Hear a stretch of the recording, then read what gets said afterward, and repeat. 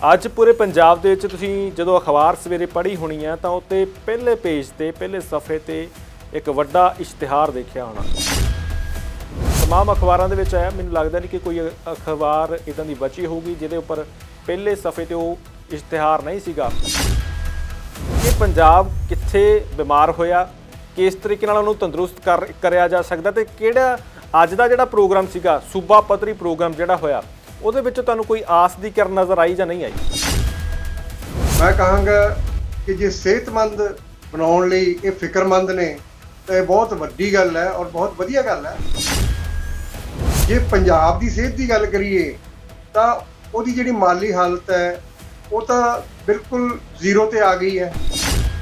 ਜੇ ਕੋਈ ਵਿਅਕਤੀ ਵਿਆਹ ਕਰਦਾ ਹੈ ਜਾਂ ਕੋਈ ਇਹੋ ਜਿਹੇ ਕਹਿ ਲਓ ਜਿਹੜੇ ਐਕਸਟਰਾਵੇਜੈਂਟ ਖਰਚੇ ਕਰਦਾ ਹੈ ਤਾਂ ਉਹ ਕੱਲ ਨਹੀਂ ਮਰਿਆ, ਉਹ ਅੱਜ ਵੀ ਮਰਿਆ ਤੇ ਕੱਲ ਵੀ ਮਰਿਆ।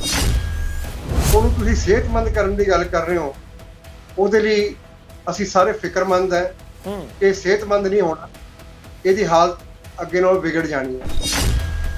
ਕਿ ਜਿਹੜੇ ਤੁਸੀਂ ਇੱਕ ਅੱਧੇ ਹਸਪੀਟਲ ਦੀ ਖਾਤਰ ਇੰਨੇ ਕਰੋੜਾਂ ਰੁਪਈਏ ਉਹਦੀ ਐਡਵਰਟਾਈਜ਼ਮੈਂਟ ਲਈ ਉਹਦੀ ਰੈਲੀਆਂ ਕਰਨੀਆਂ, ਲੋਕਾਂ ਨੂੰ ਖੱਜਲ ਖੁਆਰ ਕਰਨਾ।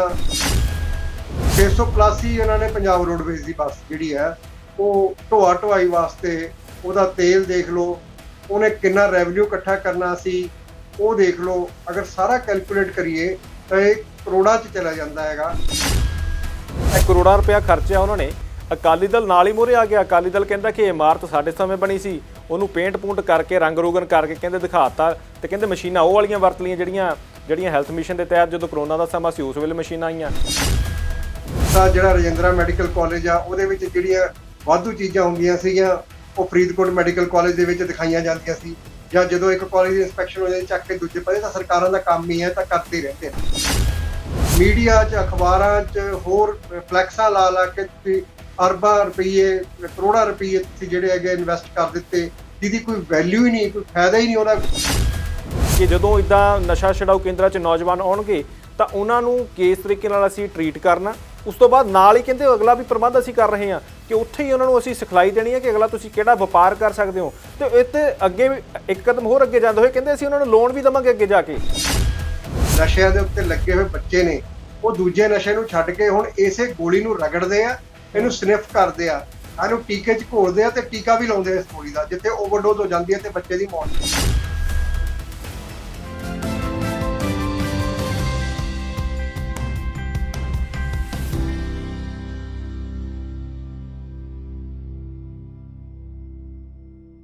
ਸਤਿ ਸ਼੍ਰੀ ਅਕਾਲ ਦੋਸਤੋ, ਨਿਊਜ਼ ਓਨਲੀ ਦੇਖ ਰਹੇ ਹੋ ਤੁਸੀਂ। ਇਸ ਵਕਤ ਤੁਹਾਡੇ ਨਾਲ ਤੁਹਾਡਾ ਆਪਣਾ ਦੋਸਤ ਹਰਦੀਪ ਸਿੰਘ ਭੋਗਲ ਪ੍ਰੋਗਰਾਮ ਨਜ਼ਰੀਆ ਲੈ ਕੇ ਹਾਜ਼ਰ ਹਾਂ। ਦੋਸਤੋ, ਇਸ ਪ੍ਰੋਗਰਾਮ ਦੇ ਜ਼ਰੀਏ ਅਸੀਂ ਅਕਸਰ ਕੋਸ਼ਿਸ਼ ਕਰਦੇ ਹਾਂ ਕਿ ਪੰਜਾਬ ਨਾਲ ਜੁੜੇ ਮਸਲਿਆਂ ਤੇ ਚਰਚਾ ਕਰੀਏ, ਇੱਕ ਅਜਿਹੀ ਸ਼ਖਸੀਅਤ ਨੂੰ ਤੁਹਾਡੇ ਰੂਬਰੂ ਕਰਵਾਈਏ ਜਿਸ ਦੇ ਨਜ਼ਰੀਏ ਤੋਂ ਸਮਝਣ ਦੀ ਕੋਸ਼ਿਸ਼ ਕਰੀਏ ਕਿ ਜਿਹੜਾ ਇਹ ਮਸਲਾ ਹੈਗਾ ਇਹਦੀ ਅਸਲ ਤਸਵੀਰ ਕੀ ਹੈਗੀ ਹੈ ਤੇ ਦਿਖਾਈ ਕਿਹੜੀ ਜਾ ਰਹੀ ਹੈ।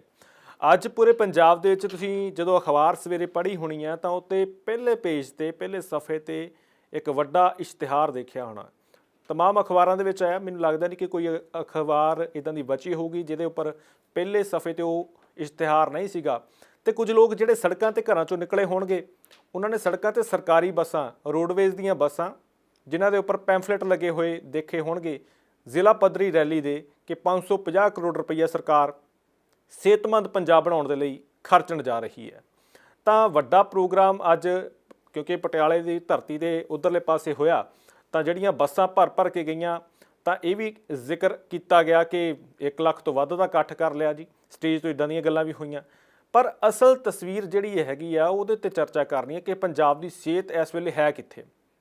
ਬੜੇ ਵੱਡੇ ਦਾਅਵੇ ਹੋਏ ਨੇ, ਸਰਕਾਰ ਆਪਣੇ ਵੱਲੋਂ ਕੋਸ਼ਿਸ਼ ਕਰ ਰਹੀ ਹੈ, ਬਹੁਤ ਸਾਰੀਆਂ ਚੀਜ਼ਾਂ ਅਸੀਂ ਭਗਵੰਤ ਮਾਨ ਸਾਹਿਬ ਦੇ ਮੂੰਹ ਤੋਂ ਸੁਣੀਆਂ। ਕਹਿੰਦੇ ਕਿ ਅਸੀਂ ਪੰਜਾਬ ਨੂੰ ਬਦਲਣ ਦੀ ਕੋਸ਼ਿਸ਼ ਕਰ ਰਹੇ ਹਾਂ, ਲੋਕਾਂ ਨੂੰ ਹੁਣ ਸਿਹਤਯਾਬ ਕਰਨਾ ਹੈਗਾ, ਪੰਜਾਬ ਨੂੰ ਤੰਦਰੁਸਤ ਕਰਨਾ ਹੈਗਾ। ਚੰਗਾ ਐਫਰਟ ਹੈ, ਪਰ ਜ਼ਮੀਨੀ ਪੱਧਰ ਤੇ ਹਾਲਾਤ ਕੀ ਨੇ ਉਹਨਾਂ ਨੂੰ ਜਾਣਨਾ ਬੇਹੱਦ ਜ਼ਰੂਰੀ ਹੈ। ਤੇ ਅੱਜ ਜਦੋਂ ਅਸੀਂ ਜ਼ਮੀਨੀ ਪੱਧਰ ਨੂੰ ਜਾਣਨਾ ਹੈਗਾ ਤਾਂ ਸਾਡੇ ਨਾਲ ਡਾਕਟਰ ਰਾਣੂ ਜੀ ਜੁੜਨੇ, ਉਹਨਾਂ ਦੇ ਨਾਲ ਗੱਲਬਾਤ ਕਰਕੇ ਸਮਝਾਂਗੇ ਕਿ ਇਹ ਸਾਰਾ ਮਸਲਾ ਉਹ ਕਿਸ ਨਜ਼ਰੀਏ ਨਾਲ ਸਮਝਣ। ਡਾਕਟਰ ਸਾਹਿਬ, ਬਹੁਤ ਬਹੁਤ ਸਵਾਗਤ ਤੁਹਾਡਾ। ਜੀ ਸਾਰਿਆਂ ਨੂੰ। ਡਾਕਟਰ ਸਾਹਿਬ, ਮੈਨੂੰ ਲੱਗਦਾ ਕਿ ਤੁਹਾਡੇ ਨਾਲ ਰਾਬਤਾ ਅਸੀਂ ਉਦੋਂ ਕਰੀਦਾ ਹੁੰਦਾ ਜਦੋਂ ਬੜਾ ਸੰਜੀਦਾ ਮਸਲਾ ਹੋਵੇ। ਮੈਨੂੰ ਲੱਗਦਾ ਤੁਸੀਂ ਵੱਖ-ਵੱਖ ਕਮੇਟੀਆਂ ਦੇ ਮੈਂਬਰ ਰਹੇ ਹੋ, ਹਾਲੇ ਵੀ ਬਹੁਤ ਸਾਰੀਆਂ ਚੀਜ਼ਾਂ ਤੁਸੀਂ ਲਗਾਤਾਰਤਾ ਦੇ ਵਿੱਚ ਦੇਖ ਰਹੇ ਹੋ। ਅੱਜ ਪੰਜਾਬ ਨੂੰ ਸਿਹਤਮੰਦ ਪੰਜਾਬ ਬਣਾਉਣ ਦੀ ਚਰਚਾ ਚੱਲ ਰਹੀ ਹੈ। ਰਾਣੂ ਸਾਹਿਬ, ਮੈਨੂੰ ਲੱਗਦਾ ਕਿ ਤੁਸੀਂ ਬੜੇ ਚੰਗੇ ਢੰਗ ਨਾਲ ਲੋਕਾਂ ਨੂੰ ਸਮਝਾ ਸਕਦੇ ਹੋ ਕਿ ਪੰਜਾਬ ਕਿੱਥੇ ਬਿਮਾਰ ਹੋਇਆ, ਕਿਸ ਤਰੀਕੇ ਨਾਲ ਉਹਨੂੰ ਤੰਦਰੁਸਤ ਕਰਿਆ ਜਾ ਸਕਦਾ, ਤੇ ਕਿਹੜਾ ਅੱਜ ਦਾ ਜਿਹੜਾ ਪ੍ਰੋਗਰਾਮ ਸੀਗਾ ਸੂਬਾ ਪੱਧਰੀ ਪ੍ਰੋਗਰਾਮ ਜਿਹੜਾ ਹੋਇਆ ਉਹਦੇ ਵਿੱਚ ਤੁਹਾਨੂੰ ਕੋਈ ਆਸ ਦੀ ਕਿਰਨ ਨਜ਼ਰ ਆਈ ਜਾਂ ਨਹੀਂ ਆਈ? ਭੋਗਲ ਸਾਹਿਬ, ਗੱਲ ਇਹ ਹੈ ਕਿ ਬਹੁਤ ਵਧੀਆ ਗੱਲ ਹੈ ਕਿ ਅਗਰ ਸਾਡੇ ਜਿਹੜੇ ਮੁੱਖ ਮੰਤਰੀ ਨੇ ਜਾਂ ਸਾਡੇ ਕਹਿ ਲਓ ਇਹਨਾਂ ਦੇ ਬਿਗ ਬੌਸਸ ਨੇ ਜਾਂ ਇਹ ਪਾਰਟੀ ਕਹਿ ਲਓ ਪੰਜਾਬ ਦੇ ਲਈ ਫਿਕਰਮੰਦ ਹੈ। ਮੈਂ ਕਹਾਂਗਾ ਕਿ ਜੇ ਸਿਹਤਮੰਦ ਬਣਾਉਣ ਲਈ ਇਹ ਫਿਕਰਮੰਦ ਨੇ ਤਾਂ ਇਹ ਬਹੁਤ ਵੱਡੀ ਗੱਲ ਹੈ ਔਰ ਬਹੁਤ ਵਧੀਆ ਗੱਲ ਹੈ ਜੀ। ਪਰ ਹੋ ਕੀ ਰਿਹਾ, ਇੱਥੇ ਪ੍ਰੈਕਟੀਕਲੀ ਕੁਝ ਹੋਰ ਹੋ ਰਿਹਾ। ਅੱਜ ਤੁਸੀਂ ਜੇ ਪੰਜਾਬ ਦੀ ਸਿਹਤ ਦੀ ਗੱਲ ਕਰੀਏ ਤਾਂ ਉਹਦੀ ਜਿਹੜੀ ਮਾਲੀ ਹਾਲਤ ਹੈ ਉਹ ਤਾਂ ਬਿਲਕੁਲ ਜ਼ੀਰੋ ਤੇ ਆ ਗਈ ਹੈ। ਉਹਨੂੰ ਤੁਸੀਂ ਪਹਿਲੇ ਨਾਲੋਂ ਜ਼ਿਆਦਾ ਹੀ ਕਰਜ਼ਈ ਕਰ ਦਿੱਤਾ ਹੈਗਾ। ਔਰ ਕਰਜ਼ਾ ਚੁੱਕ ਕੇ ਜੇ ਕੋਈ ਵਿਅਕਤੀ ਵਿਆਹ ਕਰਦਾ ਹੈ ਜਾਂ ਕੋਈ ਇਹੋ ਜਿਹੇ ਕਹਿ ਲਓ ਜਿਹੜੇ ਐਕਸਟਰਾਵੇਜੈਂਟ ਖਰਚੇ ਕਰਦਾ ਹੈ ਤਾਂ ਉਹ ਕੱਲ ਨਹੀਂ ਮਰਿਆ, ਉਹ ਅੱਜ ਵੀ ਮਰਿਆ ਤੇ ਕੱਲ ਵੀ ਮਰਿਆ ਜੀ। ਸੋ ਮੈਂ ਇਹ ਗੱਲ ਕਹਿਣੀ ਚਾਹੁੰਦਾ ਕਿ ਜਿਸ ਪੰਜਾਬ ਨੂੰ ਤੁਸੀਂ ਕਰਜ਼ਿਆਂ ਦੇ ਵਿੱਚ ਡੁਬੋ ਕੇ ਉਹਨੂੰ ਤੁਸੀਂ ਸਿਹਤਮੰਦ ਕਰਨ ਦੀ ਗੱਲ ਕਰ ਰਹੇ ਹੋ, ਉਹਦੇ ਲਈ ਅਸੀਂ ਸਾਰੇ ਫਿਕਰਮੰਦ ਹੈ ਕਿ ਸਿਹਤਮੰਦ ਨਹੀਂ ਹੋਣਾ, ਇਹਦੀ ਹਾਲਤ ਅੱਗੇ ਨਾਲੋਂ ਵਿਗੜ ਜਾਣੀ ਹੈ ਜੀ। ਰੀਜ਼ਨ ਕੀ ਹੈ ਕਿ ਜਿਹੜੇ ਤੁਸੀਂ ਇੱਕ ਅੱਧੇ ਹਸਪੀਟਲ ਦੀ ਖਾਤਰ ਇੰਨੇ ਕਰੋੜਾਂ ਰੁਪਈਆ ਉਹਦੀ ਐਡਵਰਟਾਈਜ਼ਮੈਂਟ ਲਈ ਉਹਦੀ ਰੈਲੀਆਂ ਕਰਨੀਆਂ, ਲੋਕਾਂ ਨੂੰ ਖੱਜਲ ਖੁਆਰ ਕਰਨਾ। ਅੱਜ ਹੈਰਾਨੀ ਦੀ ਗੱਲ ਹੈ ਕਿ 1200 ਬੱਸ ਜੀ, 600 PRTC, 600 ਪਲੱਸ ਹੀ ਉਹਨਾਂ ਨੇ ਪੰਜਾਬ ਰੋਡਵੇਜ਼ ਦੀ ਬੱਸ ਜਿਹੜੀ ਹੈ ਉਹ ਢੋਆ ਢੁਆਈ ਵਾਸਤੇ ਉਹਦਾ ਤੇਲ ਦੇਖ ਲਓ, ਉਹਨੇ ਕਿੰਨਾ ਰੈਵਨਿਊ ਇਕੱਠਾ ਕਰਨਾ ਸੀ ਉਹ ਦੇਖ ਲਓ। ਅਗਰ ਸਾਰਾ ਕੈਲਕੂਲੇਟ ਕਰੀਏ ਤਾਂ ਇਹ ਕਰੋੜਾਂ 'ਚ ਚਲਾ ਜਾਂਦਾ ਹੈਗਾ। ਔਰ ਕਰੋੜਾਂ ਰੁਪਈਆ ਤੁਸੀਂ ਸਿਰਫ ਇੱਕ ਹਸਪੀਟਲ ਦੇ ਉਦਘਾਟਨ ਲਈ ਜਾਂ ਉਹਨੂੰ ਸ਼ੁਰੂਆਤ ਕਰਨ ਵਾਸਤੇ ਇੱਕ ਹਸਪੀਟਲ ਦੇ ਤੁਸੀਂ ਇਸ ਤਰ੍ਹਾਂ ਦਾ ਖਰਚਾ ਕਰਦੇ ਹੋ ਤਾਂ ਮੈਂ ਸਮਝਦਾ ਇਹ ਕੋਈ ਬਹੁਤੀ ਸਿਆਣਪ ਨਹੀਂ ਹੈਗੀ। ਬਿਲਕੁਲ, ਜਿਵੇਂ ਤੁਸੀਂ ਜ਼ਿਕਰ ਕਰ ਰਹੇ ਕਰੋੜਾਂ ਰੁਪਇਆ ਖਰਚਿਆ ਉਹਨਾਂ ਨੇ, ਅਕਾਲੀ ਦਲ ਨਾਲ ਹੀ ਮੂਹਰੇ ਆ ਗਿਆ। ਅਕਾਲੀ ਦਲ ਕਹਿੰਦਾ ਕਿ ਇਮਾਰਤ ਸਾਡੇ ਸਮੇਂ ਬਣੀ ਸੀ, ਉਹਨੂੰ ਪੇਂਟ ਪੂੰਟ ਕਰਕੇ ਰੰਗ ਰੋਗਨ ਕਰਕੇ ਕਹਿੰਦੇ ਦਿਖਾਤਾ, ਤੇ ਕਹਿੰਦੇ ਮਸ਼ੀਨਾਂ ਉਹ ਵਾਲੀਆਂ ਵਰਤ ਲਈਆਂ ਜਿਹੜੀਆਂ ਹੈਲਥ ਮਿਸ਼ਨ ਦੇ ਤਹਿਤ ਜਦੋਂ ਕਰੋਨਾ ਦਾ ਸਮਾਂ ਸੀ ਉਸ ਵੇਲੇ ਮਸ਼ੀਨਾਂ ਆਈਆਂ, ਕਹਿੰਦੇ ਉਹ ਲਾਤੀਆਂ। ਅਕਾਲੀ ਦਲ ਆਪਣੇ ਤੌਰ ਤੇ ਦਾਅਵੇ ਕਰ ਰਿਹਾ ਇਸ ਮਾਮਲੇ 'ਚ। ਦੇਖੋ ਭੋਗਲ ਸਾਹਿਬ, ਇਨਫਰਾਸਟ੍ਰਕਚਰ ਤੁਸੀਂ ਕਿਤੋਂ ਵੀ ਕਰ ਲਓ ਤਾਂ ਆਪਾਂ ਅੱਗੇ ਵੀ ਦੇਖਿਆ ਕਿ ਜਦੋਂ ਸਾਡੇ ਸੈਂਟਰ ਦੀਆਂ ਟੀਮਾਂ ਇੰਸਪੈਕਸ਼ਨ ਤੇ ਆਉਂਦੀਆਂ ਸੀ ਪੰਜਾਬ ਦੇ ਵਿੱਚ ਤਾਂ ਜਿਹੜਾ ਰਜਿੰਦਰਾ ਮੈਡੀਕਲ ਕਾਲਜ ਆ ਉਹਦੇ ਵਿੱਚ ਜਿਹੜੀਆਂ ਵਾਧੂ ਚੀਜ਼ਾਂ ਹੁੰਦੀਆਂ ਸੀਗੀਆਂ ਉਹ ਫਰੀਦਕੋਟ ਮੈਡੀਕਲ ਕਾਲਜ ਦੇ ਵਿੱਚ ਦਿਖਾਈਆਂ ਜਾਂਦੀਆਂ ਸੀ। ਜਾਂ ਜਦੋਂ ਇੱਕ ਕਾਲਜ ਦੀ ਇੰਸਪੈਕਸ਼ਨ ਹੋ ਜਾਂਦੀ ਚੱਕ ਕੇ ਦੂਜੇ ਪਾਸੇ, ਤਾਂ ਸਰਕਾਰਾਂ ਦਾ ਕੰਮ ਹੀ ਹੈ ਤਾਂ ਕਰਦੇ ਰਹਿੰਦੇ ਨੇ। ਸੋ ਇਹ ਜਿਹੜੀ ਚੀਜ਼ ਮੇਨ ਗੱਲ ਕਰਨ ਵਾਲੀ ਉਹ ਹੈਗਾ ਕਿ ਚਲੋ ਤੁਸੀਂ ਚੀਜ਼ਾਂ ਵੀ ਪੁਰਾਣੀਆਂ ਵਰਤ ਲਈਆਂ, ਪੇਂਟ ਵੀ ਕਰ ਲਈਆਂ, ਸਮਾਨ ਵੀ ਵਰਤ ਲਿਆ, ਨੋ ਪ੍ਰੋਬਲਮ, ਉਹਦੇ ਤੇ ਕੋਈ ਕਿੰਤੂ ਨਹੀਂ ਹੈਗਾ ਕਿ ਕਮ ਸੇ ਕਮ ਚਲੋ ਤੁਸੀਂ ਪ੍ਰਚਾਰ ਲਈ ਵੀ ਕਰ ਲਿਆ। ਲੇਕਿਨ ਜਿਹੜਾ ਐਡਾ ਵੱਡਾ ਢਕਵੰਜ ਕਰਨਾ, ਐਡਾ ਢਾਂਸ ਕਰਕੇ ਲੋਕਾਂ ਨੂੰ ਮਤਲਬ ਕਿ ਗੁੰਮਰਾਹ ਕਰਨ ਦੀ ਕੋਸ਼ਿਸ਼ ਕਰਨਾ, ਮੈਂ ਸਮਝਦਾ ਅੱਜ ਕੱਲ੍ਹ ਸੋਸ਼ਲ ਮੀਡੀਆ ਔਰ ਲੋਕਾਂ ਦੀ ਅਵੇਅਰਨੈਸ ਇੰਨੀ ਹੈਗੀ ਆ, ਲੋਕ ਸਮਝਦੇ ਇਸ ਗੱਲ ਨੂੰ ਕਿ ਇਹ ਗੱਲ ਕਿੱਧਰ ਨੂੰ ਜਾ ਰਹੀ ਹੈ ਔਰ ਇਹਦਾ ਅੱਗੋਂ ਨਤੀਜਾ ਕੀ ਹੋਣਾ ਹੈਗਾ। अब मैं देख रहा सी वीडियोज लोगों दियां, बड़े बस स्टैंडा ते बीबियां बेचारियां परेशान, उन्होंने अचानक ही पता लगा कि बसां अज चलनियां नहीं हैगियां।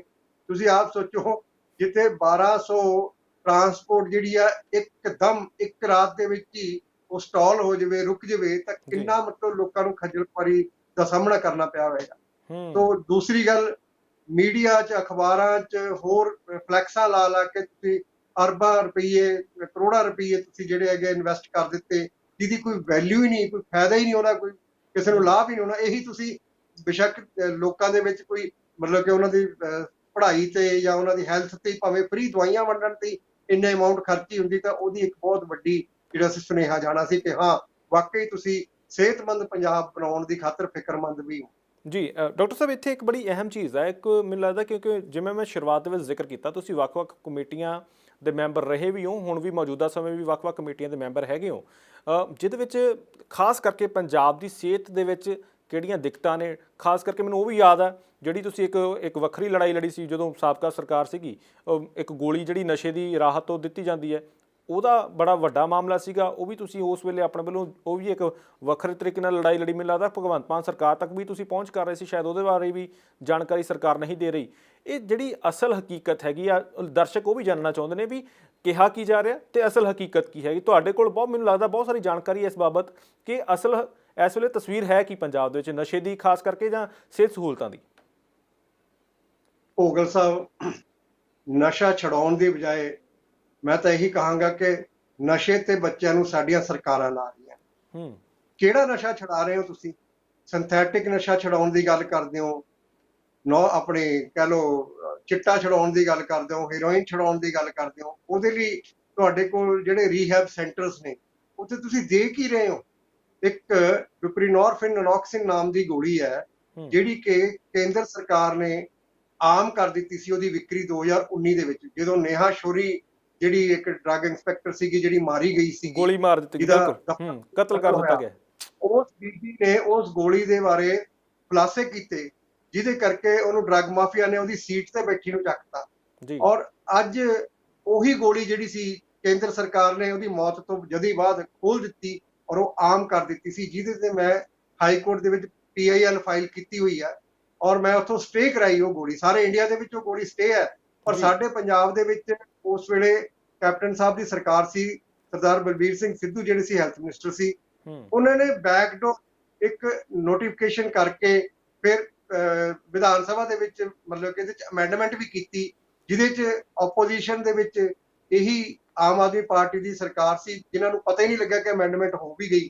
ਪਰ ਲੇਕਿਨ ਕੋਰਟ ਦੇ ਵਿੱਚ ਅਸੀਂ ਦੁਬਾਰਾ ਅਰਜ਼ੀ ਦੇ ਕੇ ਉਸ ਅਮੈਂਡਮੈਂਟ ਨੂੰ ਇਸ ਵੇਲੇ ਐਨਫੋਰਸ ਹੋਣ ਤੋਂ ਰੋਕਿਆ ਹੋਇਆ ਜੀ। ਅਫਸੋਸ ਦੀ ਗੱਲ ਹੈ ਕਿ ਅਗਰ ਸਰਕਾਰੀ ਸੁਹਿਰਦ ਹੈ ਤਾਂ 4 ਸਾਲ ਹੋ ਗਏ, 2019 ਤੋਂ ਲੈ ਕੇ ਅੱਜ 2023 ਹੈ, ਅੱਜ ਤੱਕ ਨਾ ਤਾਂ ਕੇਂਦਰ ਸਰਕਾਰ ਦਾ ਜਵਾਬ ਆਇਆ ਹਾਈ ਕੋਰਟ ਦੇ ਵਿੱਚ, ਨਾ ਪੰਜਾਬ ਸਰਕਾਰ ਦਾ ਜਵਾਬ ਆਇਆ ਹਾਈ ਕੋਰਟ ਦੇ। ਸਰਕਾਰਾਂ ਹੀ ਜਿਹੜੀਆਂ ਸੀ, ਕਿਸੇ ਨੇ ਵੀ ਹਾਈ ਕੋਰਟ ਦੇ ਵਿੱਚ ਮੇਰੀ ਉਸ ਪਟੀਸ਼ਨ ਦੇ ਵਿੱਚ ਰਿਪਲਾਈ ਨਹੀਂ ਕੀਤਾ ਹੈਗਾ। ਤੁਸੀਂ ਆਪ ਅੰਦਾਜ਼ਾ ਲਾ ਸਕਦੇ ਹੋ ਵੀ ਕਿੰਨੇ ਸੀਰੀਅਸ ਨੇ।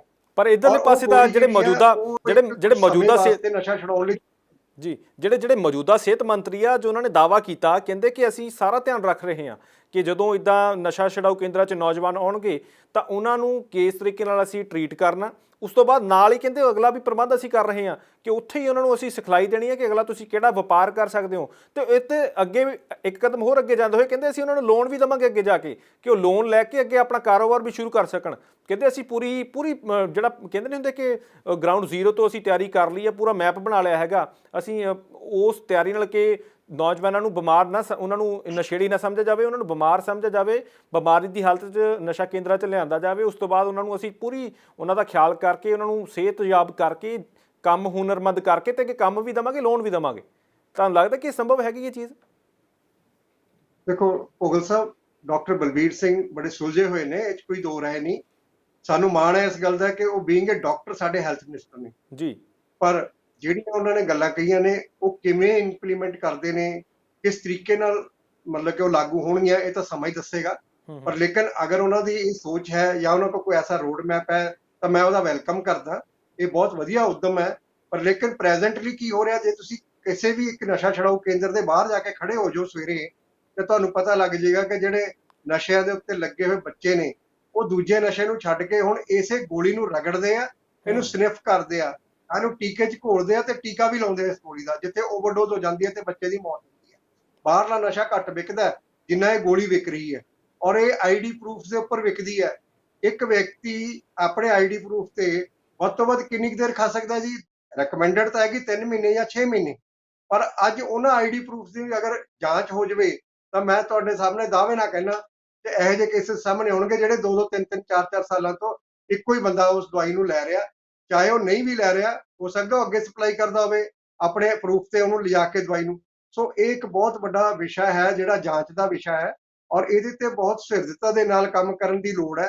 ਸਰਕਾਰ ਪ੍ਰੈਕਟੀਕਲੀ ਜਿਹੜੀ ਇਸ ਚੀਜ਼ਾਂ ਨੂੰ ਕਿਵੇਂ ਇੰਪਲੀਮੈਂਟ ਕਰਦੀ ਹੈ, ਤੇ ਮੈਂ ਤਾਂ ਤੁਹਾਨੂੰ ਦੱਸਣਾ ਚਾਹੁੰਦਾ ਕਿ ਪਹਿਲੀ ਸਰਕਾਰ ਦੇ ਨਾਲ ਤਾਂ ਮੇਰੀ ਬਕਾਇਦਾ ਬੈਠ ਕੇ CM, ਐਡਵੋਕੇਟ ਜਨਰਲ ਤੇ ਇਹਨਾਂ ਦੇ ਅਫਸਰਾਂ ਨਾਲ ਵੀ ਇਸ ਗੱਲ ਤੇ ਚਰਚਾ ਹੋਈ ਸੀ। ਮੇਰੇ ਨਾਲ ਇੱਕ ਰਿਟਾਇਰਡ ਹਾਈ ਕੋਰਟ ਦੇ ਜਸਟਿਸ ਇਕਬਾਲ ਸਿੰਘ, ਉਹ ਵੀ ਮੇਰੇ ਨਾਲ ਸਨ, ਗਵਾਹ ਨੇ ਉਸ ਗੱਲ ਦੇ ਮੀਟਿੰਗ ਕਿ ਜਿੱਥੇ ਮੈਂ ਸਰਕਾਰ ਨੂੰ ਇਹ ਸਵਾਲ ਕੀਤਾ, CM ਸਾਹਿਬ ਨੂੰ ਸਵਾਲ ਕੀਤਾ ਸੀ ਕਿ ਇਹ ਗੋਲੀ ਜਿਹੜੀ ਹੈ ਇਹ ਨਸ਼ਾ ਛਡਾਉਣ ਦੇ ਲਈ ਹੁੰਦੀ ਹੈ, ਪਰ ਤੁਸੀਂ ਤਾਂ ਇਹ ਲਾਤੀ ਹੈ ਬੱਚਿਆਂ ਨੂੰ। ਤਾਂ ਉਹਨਾਂ ਦਾ ਜਵਾਬ ਇਹ ਸੀ ਕਿ ਜਿਸ ਤਰ੍ਹਾਂ ਬਲੱਡ ਪ੍ਰੈਸ਼ਰ, ਥਾਇਰਾਇਡ, ਸ਼ੂਗਰ ਵਾਸਤੇ ਲੋਕੀ ਸਾਰੀ ਉਮਰ ਗੋਲੀ ਖਾਂਦੇ ਆ ਤੇ ਕੰਮ ਕਰਦੇ ਆ, ਅਗਰ ਇਹ ਗੋਲੀ ਖਾ ਕੇ ਕੋਈ ਬੰਦਾ ਵਿਅਕਤੀ ਕੰਮ ਕਰਦਾ, ਠੀਕ ਰਹਿੰਦਾ, ਰੌਲਾ ਨਹੀਂ ਪਾਉਂਦਾ, ਸ਼ਾਂਤੀ ਰਹਿੰਦੀ ਹੈ, ਤੇ ਕੀ ਇਹਦੇ 'ਚ ਨੁਕਸਾਨ ਕੀ ਹੈ? ਦੇਖੋ ਜਵਾਬ ਇਹਨਾਂ ਦਾ। ਤੇ ਮੈਂ ਇਹਨਾਂ ਨੂੰ ਫਿਰ ਰਿਬਟ ਕੀਤਾ, ਮੈਂ ਕਿਹਾ ਸਰ ਇਹ ਗੋਲੀ ਜਿਹੜੀ ਹੈ, ਤੁਸੀਂ ਜਿਹੜਾ ਕੰਮ ਕਰ ਰਹੇ ਹੋ ਨਾ, ਇਹ ਤਾਂ ਤੁਸੀਂ ਲੱਤ ਲਾ ਰਹੇ ਹੋ। ਉਹ ਜਿਹੜੀਆਂ ਗੋਲੀਆਂ ਨੇ ਥਾਇਰਾਇਡ, ਬਲੱਡ ਪ੍ਰੈਸ਼ਰ, ਸ਼ੂਗਰ ਦੀਆਂ, ਉਹ ਤਾਂ ਬਿਮਾਰੀਆਂ ਨੇ।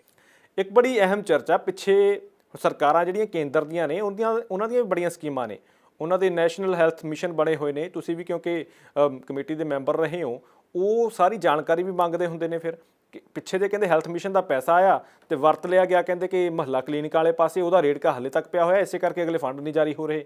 ਲੱਗਦਾ ਕਿ ਜਦੋਂ ਇੱਕ ਸਰਕਾਰ ਸੁਹਿਰਦਤਾ ਦੇ ਨਾਲ ਕਹਿੰਦੀ ਹੈ ਕਿ ਅਸੀਂ ਕੋਈ ਕੰਮ ਕਰ ਰਹੇ ਹਾਂ, ਪਰ ਪੈਸਾ ਹੈਲਥ ਮਿਸ਼ਨ ਦੇ ਤਹਿਤ ਕੋਈ ਹੋਰ ਸਹੂਲਤਾਂ ਲਈ ਆਇਆ ਹੋਵੇ, ਵਰਤਿਆ ਗਿਆ ਹੋਵੇ, ਆਪਣੇ ਜਿਹੜੀ ਪ੍ਰਮੋਸ਼ਨ, ਜਿਵੇਂ ਤੁਸੀਂ ਪਿੱਛੇ ਵੀ ਜ਼ਿਕਰ ਕਰਕੇ ਹਟੇ ਹੋਏ ਕਿ ਅੱਜ ਵੀ ਬੜਾ ਵੱਡੇ ਪੱਧਰ ਤੇ ਜਿਹੜਾ ਪ੍ਰਚਾਰ ਕੀਤਾ ਜਾ ਰਿਹਾ, ਪਿੱਛੇ ਜੇ ਮੁਹੱਲਾ ਕਲੀਨਿਕਾਂ ਦਾ ਇਸੇ ਤਰੀਕੇ ਨਾਲ ਪ੍ਰਚਾਰ ਹੋਇਆ ਸੀ, ਇੰਨੇ ਖੋਲ ਦਿੱਤੇ, ਤਾਂ ਪੈਸਾ ਕਿਸੇ ਹੋਰ ਪਾਸੇ ਜ਼ਿਆਦਾ ਲੱਗ ਰਿਹਾ, ਅਸਲ ਕੰਮ ਤੇ ਘੱਟ ਲੱਗ ਰਿਹਾ, ਤੇ ਉਹਦੀ ਆਊਟਪੁੱਟ ਕੀ ਹੈਗੀ ਹੈ? ਇਹ ਵੀ ਵੱਡੇ ਸਵਾਲ ਨੇ ਇਸ ਵੇਲੇ।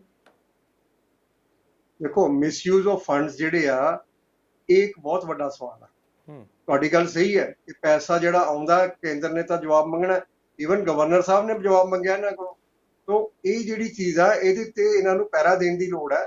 ਸਰਕਾਰ ਬੈਕਫੁੱਟ ਤੇ ਵੀ ਕਿੰਨੀ ਵਾਰ ਆ ਚੁੱਕੀ ਹੈ, ਇਹਨਾਂ ਗੱਲਾਂ ਦੇ ਉੱਪਰ ਆਪਾਂ ਦੇਖਿਆ ਹੀ ਹੈ। ਤੇ ਸਰਕਾਰ ਨੂੰ ਸੁਹਿਰਦਤਾ ਦੇ ਨਾਲ ਇਹਦੇ ਤੇ ਕੰਮ ਕਰਨ ਦੀ ਲੋੜ ਹੈ ਕਿ ਜਿਹੜੀ ਕੰਮ ਲਈ ਪੈਸਾ ਆਉਂਦਾ, ਉਹਨੂੰ ਕਿਸ ਤਰੀਕੇ ਨਾਲ ਤੁਸੀਂ ਇਨਵੈਸਟ ਕਰਦੇ ਹੋ। ਜੇ ਤੁਸੀਂ ਇਸ ਤਰੀਕੇ ਨਾਲ ਐਡਵਰਟਾਈਜ਼ਮੈਂਟਸ ਤੇ ਲਾਓਗੇ ਤਾਂ ਨੈਚੁਰਲ ਹੈ, ਉਹ ਸਰਕਾਰ ਵੱਲੋਂ ਤੁਹਾਨੂੰ ਪੈਸਾ ਵੀ ਨਹੀਂ ਮਿਲੇਗਾ, ਤੇ ਪੰਜਾਬ ਦਾ ਜਿਹੜਾ ਹੱਕ ਆ ਉਹ ਮਾਰਿਆ ਜਾਏਗਾ। ਫਿਰ ਆਪਾਂ ਚੀਕਾਂ ਮਾਰਨ ਲੱਗ ਜਾਂਦੇ ਕਿ ਜੀ ਕੇਂਦਰ ਸਾਡੇ ਨਾਲ ਵਿਤਕਰਾ ਕਰਦਾ। ਕੇਂਦਰ ਤਾਂ ਤੁਹਾਡੇ ਕੋਲ ਯੂਜ਼ੇਜ ਮੰਗੇਗਾ ਹੀ ਨਾ। ਉਹਨਾਂ ਨੇ ਤਾਂ ਕਹਿਣਾ ਅਸੀਂ ਤੁਹਾਨੂੰ ਪੈਸਾ ਦਿੱਤਾ, ਜਿਸ ਕੰਮ ਲਈ ਉਸ ਕੰਮ ਲਈ ਤਾਂ ਤੁਸੀਂ ਲਾਇਆ ਨਹੀਂ, ਤੁਸੀਂ ਆਪਣੀ ਮਸ਼ਹੂਰੀ ਵਾਸਤੇ ਲਾ ਲਿਆ। ਆ ਹੁਣ ਚਾਰਟਰਡ ਪਲੇਨ ਦਾ ਕਿੰਨਾ ਰੌਲਾ ਪਿਆ, ਠੀਕ ਹੈ ਨਾ। ਸੋ ਇਹ ਗੱਲਾਂ ਜਿਹੜੀਆਂ ਨੇ ਨਾ, ਮਤਲਬ ਕਿ ਥੋੜਾ ਜਿਹਾ ਇਹਦੇ ਤੇ ਇਹਨਾਂ ਨੂੰ ਗੌਰ ਕਰਨ ਦੀ ਲੋੜ ਹੈ। ਇਹ ਕੱਲਾ ਹੁਣ ਦੇਖ ਰਹੇ ਨੇ ਬੇਸਿਕਲੀ ਕੀ ਹੈ, ਮੈਂ ਤੁਹਾਨੂੰ ਭੋਗਲ ਸਾਹਿਬ ਦੱਸਣਾ ਚਾਹੁੰਦਾ ਕਿ ਇਲੈਕਸ਼ਨ 2024 ਹੈ, ਇਹਨਾਂ ਦਾ ਮਿਸ਼ਨ ਜਿਹੜਾ 2024 ਆ ਰਿਹਾ ਸਾਹਮਣੇ, ਜਿਹਦੇ ਚ ਸਾਰੇ ਇਹ ਇੰਡੀਆ ਜਿਹੜਾ ਬਣਿਆ ਹੋਇਆ ਗਰੁੱਪ ਇੱਕ ਉੱਪਰ ਕੇਂਦਰ ਚ ਉਹਦਾ ਹਿੱਸਾ ਬਣੇ ਹੋਏ ਨੇ। ਉੱਥੇ ਆਪਣੀਆਂ ਦਾਅਵੇਦਾਰੀਆਂ ਦਿਖਾਉਣੇ ਚਾਹੁੰਦੇ ਕਿ ਜੀ ਇੰਨਾ ਅਸੀਂ ਇਕੱਠ ਕਰ ਲਿਆ ਜੀ, ਇੰਨੇ ਅਸੀਂ ਕੰਮ ਕਰਤੇ ਜੀ, ਆਹ ਸਾਡਾ ਸਿਹਤ ਦੇ ਵਿੱਚ ਕੰਮ ਹੈ ਜੀ। ਆਲ ਓਵਰ ਇੰਡੀਆ ਇਹਨਾਂ ਨੇ ਪ੍ਰਚਾਰ ਕਰਨਾ ਚਾਹੁੰਦੇ ਨੇ, ਇੱਕ ਪੰਜਾਬ ਨੂੰ ਮਾਡਲ ਪੇਸ਼ ਕਰਕੇ। ਪਰ ਕੀ ਅਸੀਂ ਅਸਲੀਅਤ ਦੇ ਵਿੱਚ ਪੰਜਾਬ ਦੇ ਨਾਲ ਉਹ ਇਨਸਾਫ ਕਰ ਰਹੇ ਹਾਂ? ਅੱਜ ਮਾਨਯੋਗ ਮੁੱਖ ਮੰਤਰੀ ਸਾਹਿਬ, ਬੇਸ਼ੱਕ ਮੇਰੀ ਗੱਲ ਜਿਹੜੀ ਹੈ ਤੁਹਾਨੂੰ ਕੌੜੀ ਲੱਗੇ, ਪਰ ਮੈਂ ਬੇਨਤੀ ਕਰਦਾ ਤੁਹਾਨੂੰ ਕਿ ਮੈਂ ਵੀ ਤੁਹਾਡੇ ਵਾਂਗੂ ਕਿਸਾਨ ਪਰਿਵਾਰ ਚੋਂ, ਇੱਕ ਗਰੀਬ ਪਰਿਵਾਰ ਚੋਂ ਉੱਠ ਕੇ ਆਇਆ ਹੋਇਆ ਵਿਅਕਤੀ ਹਾਂ। ਮੈਂ ਵੀ ਕੋਈ ਮਤਲਬ ਕਿ ਕੋਈ ਏਦਾਂ ਦਾ ਵਿਅਕਤੀ ਨਹੀਂ ਹੈਗਾ ਕਿ M A self made person. ਮੈਂ ਤੁਹਾਨੂੰ ਰਿਕੁਐਸਟ ਕਰਦਾ ਕਿ ਸਾਨੂੰ ਸਭ ਤੋਂ ਵੱਧ ਚਾਅ ਸੀ ਜਦੋਂ ਤੁਸੀਂ ਸੀਐਮ ਬਣੇ, ਔਰ ਸਭ ਤੋਂ ਵੱਧ ਅਸੀਂ ਇਹ ਗੱਲ ਕਹਿੰਦੇ ਸੀ ਕਿ ਇਹਨਾਂ ਨੂੰ ਟਾਈਮ ਦਿਓ, ਇਹਨਾਂ ਨੂੰ ਦੇਖੋ ਕਿਉਂ ਤੜਫਦੀਆਂ ਸੀ ਪਾਰਟੀਆਂ ਸਾਰੀਆਂ। ਅਸੀਂ ਸਾਰੀਆਂ ਪਾਰਟੀਆਂ ਦੇ ਮੂੰਹ ਬੰਦ ਕਰਨ ਦੇ ਖਾਤਰ ਤੁਹਾਡੇ ਹੱਕ 'ਚ ਨਾਅਰੇ ਮਾਰਦੇ ਰਹੇ ਹਾਂ ਕਿ ਜੀ ਅੱਜ ਸਾਰੀਆਂ ਪਾਰਟੀਆਂ ਇਸ ਗੱਲ ਤੇ ਤੜਫਦੀਆਂ ਕਿ ਇੱਕ ਗਰੀਬ ਵਿਅਕਤੀ ਜਿਹੜਾ ਹੈ, ਗਰੀਬ ਪਰਿਵਾਰ ਚੋਂ ਉੱਠ ਕੇ ਇੱਕ ਵਿਅਕਤੀ ਅੱਜ ਸਾਡਾ ਮੁੱਖ ਮੰਤਰੀ ਬਣ ਗਿਆ, ਇੱਕ ਕਿਸਾਨੀ ਚੋਂ ਉੱਠ ਕੇ, ਇੱਕ ਛੋਟੇ ਪਰਿਵਾਰ ਚੋਂ ਉੱਠ ਕੇ ਸਾਡਾ ਮੁੱਖ ਮੰਤਰੀ ਬਣ ਗਿਆ। ਪਰ ਮੁੱਖ ਮੰਤਰੀ ਸਾਹਿਬ, ਤੁਸੀਂ ਪਲੀਜ਼ ਕਾਈਂਡਲੀ ਉਹਨਾਂ ਚੀਜ਼ਾਂ ਤੇ ਪਹਿਰਾ ਦਿਓ ਜਿਹੜੀਆਂ ਚੀਜ਼ਾਂ ਨੂੰ ਤੁਸੀਂ ਲੈ ਕੇ ਆਏ ਸੀ, ਤਾਂ ਕਿ ਤੁਹਾਨੂੰ ਜਿਹੜੀਆਂ ਤੁਹਾਨੂੰ ਵਰਤ ਰਹੀਆਂ ਨੇ ਨਾ, ਉਹਨਾਂ ਚੀਜ਼ਾਂ ਤੋਂ ਤੁਸੀਂ ਬਹੁਤ ਸਿਆਣੇ ਹੋ, ਤੁਸੀਂ ਤਾਂ ਸੁਲਝੇ ਹੋਏ ਵਿਅਕਤੀ ਹੋ, 3 ਵਾਰ ਤੁਸੀਂ ਪਾਰਲੀਮੈਂਟੇਰੀਅਨ ਰਹਿ ਚੁੱਕੇ ਹੋ, ਤੇ ਤੁਹਾਡੇ ਵਰਗਾ ਤਜਰਬਾ ਰਾਜਨੀਤੀ ਦੇ ਵਿੱਚ ਮੈਂ ਸਮਝਦਾ ਸਰਦਾਰ ਪ੍ਰਕਾਸ਼ ਸਿੰਘ ਬਾਦਲ ਜੀ ਨੂੰ ਵੀ ਨਹੀਂ ਸੀਗਾ। ਜਿਹੜੇ ਨੁਕਤੇ ਤੁਸੀਂ ਹੁਣ ਪਿਛਲੇ 2 ਸਾਲਾਂ ਦੇ ਵਿੱਚ ਖੇਡਤੇ ਨੇ ਨਾ ਪੰਜਾਬ ਦੇ ਵਿੱਚ, ਪਿਛਲੇ 5 ਸਾਲਾਂ 'ਚ ਕਹਿ ਲਓ, ਜਿਸ ਤਰੀਕੇ ਨਾਲ ਤੁਸੀਂ ਫਾਰਵਰਡਿੰਗ 'ਚ ਗਏ ਹੋ, ਔਰ ਜੋ ਤੁਹਾਡੀ ਮਤਲਬ ਕਹਿ ਲਓ ਰਾਜਨੀਤਿਕ ਪਾਲਿਸੀ ਰਹੀ ਹੈ ਰਿਗਾਰਡਿੰਗ ਯੂਰ ਇੰਟਰਨਲ ਪੋਲਿਟਿਕਸ, ਤਾਂ ਮੈਂ ਤਾਂ ਤੁਹਾਨੂੰ ਇਸ ਗੱਲ ਤੇ ਦਾਤ ਦਿੰਦਾ ਕਿ you are a very big brain. So ਪਰ ਲੇਕਿਨ ਤੁਸੀਂ ਪੰਜਾਬ ਦੇ ਹਿੱਤ ਦੀ ਖਾਤਰ ਅੱਜ ਤੁਹਾਨੂੰ ਲੋੜ ਹੈ ਕਿ ਇਹਨਾਂ ਸਾਰੀਆਂ ਚੀਜ਼ਾਂ ਨੂੰ ਛੱਡ ਕੇ ਤੁਸੀਂ ਦੇਖੋ, ਤੁਸੀਂ ਬਣਾਇਆ ਸੀਗਾ ਇੱਕ ਸਟੂਡੀਓ ਜੀ, ਇਹਨਾਂ ਨੇ ਜੀ ਇੱਕ ਸਟੂਡੀਓ ਬਣਾਇਆ ਸੀਗਾ ਸੈਕਟਰੀਏਟ ਦੇ ਅੰਦਰ ਕਿ ਸਾਡੀ ਸਰਕਾਰ ਮੀਡੀਆ ਨਾਲ ਡਾਇਰੈਕਟ ਇੰਟਰੈਕਟ ਨਹੀਂ ਕਰੇਗੀ, ਸਾਡਾ ਕੋਈ ਮੰਤਰੀ ਕਿਸੇ ਪਾਸੇ ਕੋਈ ਬਿਆਨਬਾਜ਼ੀ ਨਹੀਂ ਕਰੇਗਾ, ਸਿਰਫ ਸੀਐਮ ਸਾਹਿਬ ਜਾਂ ਰਿਲੇਟਡ ਕਿਸੇ ਵਿਅਕਤੀ ਦੀ ਡਿਊਟੀ ਲੱਗਿਆ ਕਰੇਗੀ, ਜਿਸ ਤਰ੍ਹਾਂ ਫੋਰਨ ਦੇ ਵਿੱਚ ਹੁੰਦਾ ਕਿ ਉਸ ਸਟੂਡੀਓ ਦੇ ਵਿੱਚ ਬੈਠ ਕੇ ਉਹ ਆਪਣੀ ਗੱਲ ਕਹਿਣਗੇ ਕਿ ਸਾਡੀ ਸਰਕਾਰ ਨੇ ਪਿਛਲੇ ਹਫ਼ਤੇ ਕੀ ਕੀਤਾ ਜਾਂ ਪਿਛਲੇ ਮਹੀਨੇ 'ਚ ਕੀ ਕੀਤਾ, ਅੱਗੋਂ ਅਸੀਂ ਕੀ ਕਰਨਾ ਹੈਗਾ। ਉਹ ਆਪਣੀ ਜਿਹੜੀ ਹੈ ਰਿਪੋਰਟ, ਜਿਹੜੀ ਹੈ ਵਰਕ ਰਿਪੋਰਟਸ ਜਿਹੜੀ ਹੈ ਉਹ ਪੇਸ਼ ਕਰ ਦਿਆ ਕਰਨਗੇ। ਪਰ ਇੱਥੇ ਹੋਇਆ ਕੀ ਹੈ, ਉਹ ਇਸ ਕਰਕੇ ਰੱਖਿਆ ਗਿਆ ਸੀ ਕਿ ਚਲੋ ਮੀਡੀਆ ਨਾਲ ਡਾਇਰੈਕਟ ਜਿਹੜੀ ਇੰਟਰੈਕਸ਼ਨ ਹੈ ਉਹਦੇ 'ਚ ਕਈ ਸਵਾਲਾਂ ਦੇ ਘੇਰੇ 'ਚ ਆ ਜਾਂਦੇ ਆ, ਜਾਂ ਉਹ ਕੰਮ ਨਹੀਂ ਕਰਨ ਦਿੰਦਾ, ਕਈ ਵਾਰ ਮੀਡੀਆ ਇਹੋ ਜਿਹੀ ਸਿਚੁਏਸ਼ਨ 'ਚ ਪਹੁੰਚ ਜਾਂਦੇ ਨੇ ਇਹ, ਤੇ ਦੈਟ ਵਾਜ਼ ਅ ਗੁੱਡ। ਪਰ ਉਹ ਵੀ ਸਟੂਡੀਓ ਹੁਣ ਤਾਂ ਬੰਦ ਹੋ ਗਿਆ, ਹੁਣ ਤਾਂ ਹਰ ਗੱਲ ਦਾ ਜਵਾਬ ਹੀ ਸੀਐਮ ਸਾਹਿਬ ਦਿੰਦੇ ਨੇ, ਚਾਹੇ ਉਹ ਐਸਜੀਪੀਸੀ ਦਾ ਮਾਮਲਾ। ਡਾਕਟਰ ਸਾਹਿਬ, ਇੱਕ ਬੜੀ ਅਹਿਮ ਚੀਜ਼ ਹੈ ਇੱਥੇ, ਮੈਨੂੰ ਲੱਗਦਾ ਇੱਕ ਬੜੀ ਅਹਿਮ ਚੀਜ਼ ਆ, ਜੇ ਕਈ ਵੀ ਦਾਅਵਾ ਹੋਇਆ ਕਿ ਬਹੁਤ ਸਾਰੇ ਲੋਕ ਜਦੋਂ ਉਹਨਾਂ ਨੂੰ ਨਜ਼ਦੀਕੀ ਹਸਪਤਾਲ ਜਾਣਾ ਪੈਂਦਾ ਸੀ, ਕਿਉਂਕਿ ਭਗਵੰਤ ਮਾਨ ਸੰਗਰੂਰ ਵਾਲੇ ਪਾਸੇ ਆਉਂਦੇ ਤਾਂ ਮਾਲਵੇ ਵਾਲੇ ਪਾਸੇ ਦੀ ਉਦਾਹਰਨ ਦਿੰਦੇ ਸੀਗੇ, ਕਹਿੰਦੇ ਕਿ ਇੱਥੇ ਤੁਹਾਨੂੰ ਕਿਸੇ ਨਜ਼ਦੀਕੀ ਪਹਿਲਾਂ ਤਹਿਸੀਲ ਤੱਕ ਪਹੁੰਚਣਾ ਪੈਂਦਾ ਸੀ ਜਾਂ ਕਸਬੇ ਤੱਕ ਪਹੁੰਚਣਾ ਪੈਂਦਾ ਸੀ, ਫਿਰ ਉੱਥੋਂ ਅਗਲੇ ਰੈਫਰ ਕਰ ਦਿੰਦੇ ਸੀ ਪਟਿਆਲੇ ਵਾਲੇ ਪਾਸੇ ਨੂੰ, ਪਟਿਆਲੇ ਵਾਲੇ ਪਾਸੇ ਤੋਂ ਫਿਰ PGI ਤੱਕ ਰੈਫਰ ਕਰ ਦਿੰਦੇ। ਕਹਿੰਦੇ ਤਦ ਤੱਕ ਬੰਦੇ ਦਾ ਇਹ ਹੁੰਦਾ ਸੀ ਕਿ ਪਰਚਾ ਕੱਟਿਆ ਗਿਆ, ਬੰਦਾ ਖਤਮ। ਤਾਂ ਕਹਿੰਦੇ ਅਸੀਂ ਇਹ ਨਹੀਂ ਹੋਣ ਦੇਵਾਂਗੇ, ਜਿੱਥੇ ਵੱਡੇ ਡਾਕਟਰਾਂ ਦੀ ਲੋੜ ਆ ਡਾਕਟਰ ਲਾਵਾਂਗੇ, ਜਿੱਥੇ ਸਾਨੂੰ ਵਧੀਆ ਸਪੈਸ਼ਲਿਸਟ ਚਾਹੀਦੇ ਆ ਉਹ ਲਾਵਾਂਗੇ। ਨਾਲ ਦੀ ਨਾਲ ਇਹ ਵੀ ਕਿਹਾ ਕਿ ਜਿਹੜੇ ਵੱਡੇ ਹਸਪਤਾਲ ਨੇ, ਜਿੱਦਾਂ ਮੋਹਾਲੀ ਵਾਲਾ ਹਸਪਤਾਲ ਹੋ ਗਿਆ ਜਾਂ ਹੋਰ ਵੱਡੇ ਹਸਪਤਾਲ ਨੇ, ਉਹ ਕੋਈ ਵੀ ਹਸਪਤਾਲ ਜਿਹੜਾ ਹੈਗਾ SMO ਤੋਂ ਜਾਂ CMO ਤੋਂ ਸੱਖਣਾ ਨਹੀਂ ਹੋਊਗਾ।